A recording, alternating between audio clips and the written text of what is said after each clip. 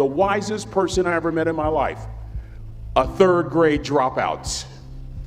Wisest and dropout in the same sentence is rather oxymoronic, like jumbo shrimp.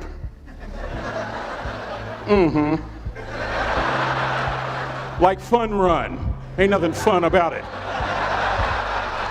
Like Microsoft Works, y'all don't hear me. I used to say like country music, but I've lived in Texas so long, I love country music now. I hunt, I fish, I have cowboy boots and y'all, I'm a black neck redneck. Do you hear what I'm saying to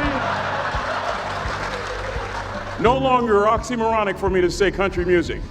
And it's not oxymoronic for me to say third grade and dropout. That third grade dropout, the wisest person I ever met in my life, who taught me to combine knowledge and wisdom to make an impact, was my father. A simple cook. Wisest man I ever met in my life. Just a simple cook. Left school in the third grade to help out on the family farm, but just because he left school doesn't mean his education stopped. Mark Twain once said, "I've never allowed my schooling to get in the way of my education." My father taught himself how to read, taught himself how to write, decided in the midst of Jim Crowism, as America was breathing the last gasp of the Civil War, my father decided he was going to stand and be a man. Not a black man, not a brown man, not a white man, but a man. He literally challenged himself to be the best that he could all the days of his life. I have 4 degrees. My brother is a judge. We're not the smartest ones in our family. It's a third grade dropout daddy. A third grade dropout daddy who was quoting Michelangelo, saying to us, "Boys, I won't have a problem if you aim high and miss, but I'm gonna have a real issue if you aim low and hit." A country mother quoting Henry Ford, saying, "If you think you can or if you think you can't, you're right." I learned that from a third grade drop. Simple lessons.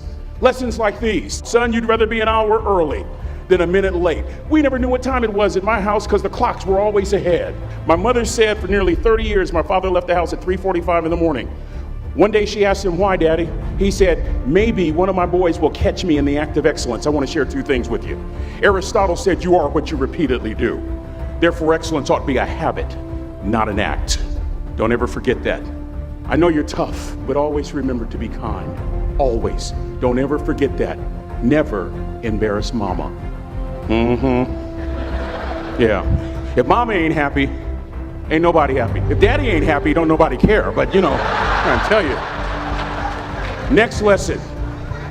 Lesson from a cook over there in the galley. Son, make sure your servant's towel is bigger than your ego. Ego is the anesthesia that deadens the pain of stupidity. Y'all might have a relative in mind you want to send that to. Let me say it again. Ego is the anesthesia that deadens the pain of stupidity. Pride is the burden of a foolish person. John Wooden coached basketball at UCLA for a living, but his calling was to impact people. And with all those national championships, guess what he was found doing in the middle of the week? Going into the cupboard, grabbing a broom, and sweeping his own gym floor. You want to make an impact? Find your broom. Every day of your life, you find your broom. You grow your influence that way. That way you're attracting people so that you can impact them. Final lesson. Son, if you're going to do a job, do it right. I've always been told how average I can be. Always been criticized about being average. But I want to tell you something. I stand here before you, before all of these people, not listening to those words, but telling myself every single day to shoot for the stars, to be the best that I can be. Good enough isn't good enough if it can be better, and better isn't good enough if it can be best. Let me close with a very personal story that I think will bring all this into focus. Wisdom will come to you in the unlikeliest of sources, a lot of times through failure. When you hit rock bottom, remember this. While you're struggling, rock bottom can also be a great foundation on which to build and on which to grow. I'm not worried that you'll be successful. I'm worried that you won't fail from time to time. Person that gets up off the canvas and keeps growing, that's the person that will continue to grow their influence. Back in the 70s, to help me make this point, let me introduce you to someone. I met the finest woman I'd ever met in my life. Back in my day, we'd have called her a brick house. This woman was the finest woman I'd ever seen in my life. There's just one little problem. Back then, ladies didn't like big old linemen. The Blind Side hadn't come out yet. They like quarterbacks and running backs. We're at this dance, and I find out her name is Trina Williams from Lompoc, California. And we're all dancing, and we're just excited. And I decide in the middle of dancing with her that I would ask her for her phone number. Trina was the first one. Trina was the only woman in college who gave me her real telephone number. The next day, we walked to Baskin & Robbins ice cream parlor. My friends couldn't believe it. This has been 40 years ago, and my friends still can't believe it. We go on a second date, and a third date, and a fourth date. We drive from Chico to Vallejo so that she could meet my parents. My father meets her.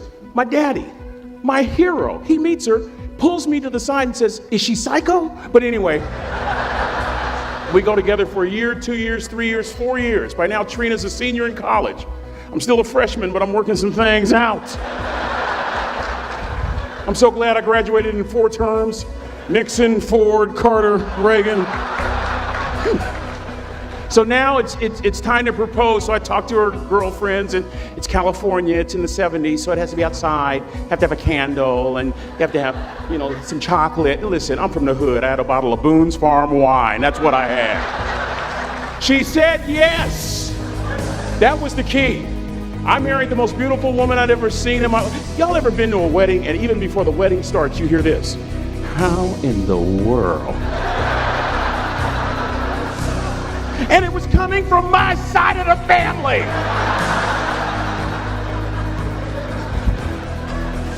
We get married, we have a few children, our lives are great. One day, Trina finds a lump in her left breast. Breast cancer. 6 years after that diagnosis, me and my 2 little boys walked up to Mommy's casket. And for 2 years, my heart didn't beat. If it wasn't for my faith in God, I wouldn't be standing here today. If it wasn't for those 2 little boys, there would have been no reason for which to go on. I was completely lost. That was rock bottom. You know what sustained me? The wisdom of a 3rd grade dropout. The wisdom of a simple cook. We're at the casket. I'd never seen my dad cry. But this time I saw my dad cry. That was his daughter. Trina was his daughter, not his daughter-in-law. And I'm right behind my father, about to see her for the last time on this earth. And my father shared 3 words with me that changed my life right there at the casket. It would be the last lesson he would ever teach me. He said, "Son, just stand. You keep standing. You keep standing, no matter how rough the sea, you keep standing." And I'm not talking about just water. You keep standing. No matter what, you don't give up. And as clearly as I'm talking to you today, these were some of her last words to me. She looked me in the eye and she said, "It doesn't matter to me any longer how long I live. What matters to me most is how I live." I ask y'all one question, a question that I was asked all my life by a 3rd grade dropout. How you living? How you living? Every day, ask yourself that question, how you living? Here's what a cook would suggest you to live this way. That you would not judge, that you would show up early, that you'd be kind, that you'd make sure that that servant's towel is huge and used, that if you're gonna do something, you do it the right way. That cook would tell you this, that it's never wrong to do the right thing, that how you do anything is how you do everything. And in that way, you will grow your influence to make an impact. In that way, you will honor all those who have gone before you, who have invested in you. Look in those unlikeliest places for wisdom. Enhance your life every day by seeking that wisdom and asking yourself every night, how am I living? May God richly bless y'all. Thank you for having me.